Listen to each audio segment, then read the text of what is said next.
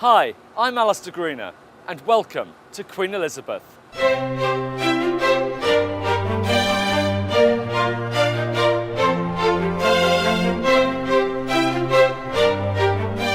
Today, we're celebrating the launch of Cunard Line's latest ocean liner, Queen Elizabeth, who is joining her sisters, flagship Queen Mary II and Queen Victoria, the most famous ocean liners in the world.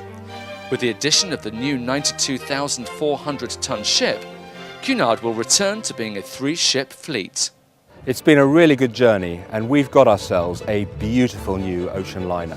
It's such an exciting time for the brand now to have 3 beautiful ships in the fleet.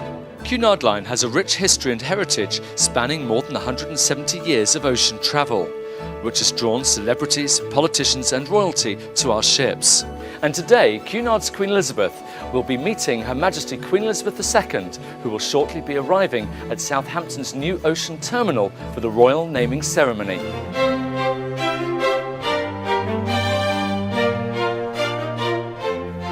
Her Majesty will tour Queen Elizabeth, making stops in the Grand Lobby, the Royal Court Theatre and the Bridge, and she will also see her royal portrait in person for the first time. The Queen is no stranger to Cunard Line ships. The first Queen Elizabeth was launched in Clydebank in September 1938 by the Queen Mother. The Queen was there with her mother. She was 12 years old. The second Queen Elizabeth, perhaps rightly known as QE2, and also built at Clydebank, was launched by Her Majesty the Queen in September 1967. I name this ship Queen Elizabeth II. More than 40 years after naming QE2, Her Majesty agreed to name another ocean liner bearing her name. This ship has been more than a year in the making, the keel having been laid in July 2009 at the Fincantieri shipyard near Trieste in Italy. Thousands of workers have toiled long and hard to create our new Queen. And just recently, our ship's company joined Queen Elizabeth to load in all of her supplies, equipment and everything needed to deliver the company's signature White Star service. Just days after the Grand Lobby received its finishing touches, Her Majesty was greeted by a cheering crew. And Her Majesty paused here to inspect the Grand Lobby's signature piece of art, a wood marquetry panel depicting the bow of the original Queen Elizabeth. The specially commissioned panel, which measures 18.5 feet tall and includes several different kinds of wood, was designed by an artist near and dear to the royal family. David Linley, Her Majesty's only nephew, is the son of the late Princess Margaret and famed photographer Lord Snowdon. The next stop for Her Majesty will be this specially reserved space in the Grand Lobby, which will prominently display the portrait of the Queen, commissioned by Cunard Line and created by a young British artist named Isabel Peachy. Isabel Peachy, she's the portrait painter that was selected by Cunard and myself, the youngest artists who have an official portrait sitting with the Queen. I felt a little bit sad to let the painting go. And then I also felt a little bit nervous today. You know, the painting is all your hard work. I think it looks beautiful. It's perfect in the space. And of course, it's highly appropriate that Her Majesty would be the very first person to sign the visitors' book. Her Majesty toured the Royal Court Theatre, an Art Deco masterpiece that seats 800 guests, where she officially acknowledged this, the Royal Box. On the last stop of the tour, Her Majesty blew the ship's whistle, while thousands waited in the grandstand for the ceremony itself.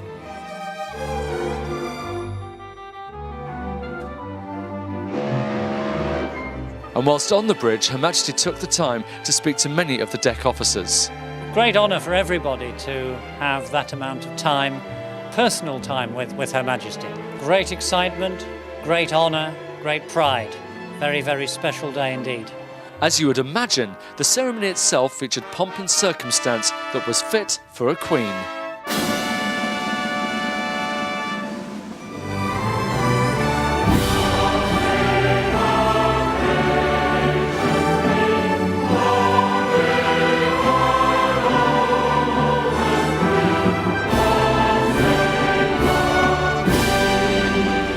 Pomp and circumstance, nobody does that like the British.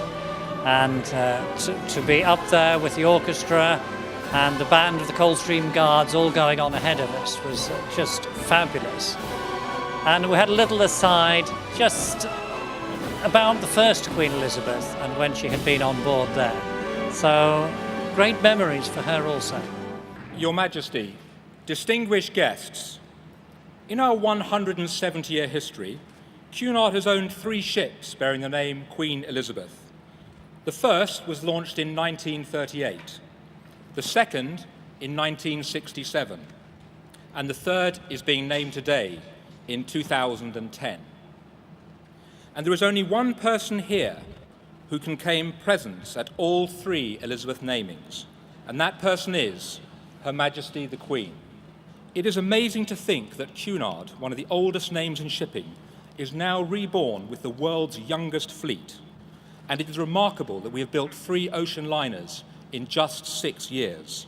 And now, Your Majesty, it is my very great honour to invite you to name this magnificent ship.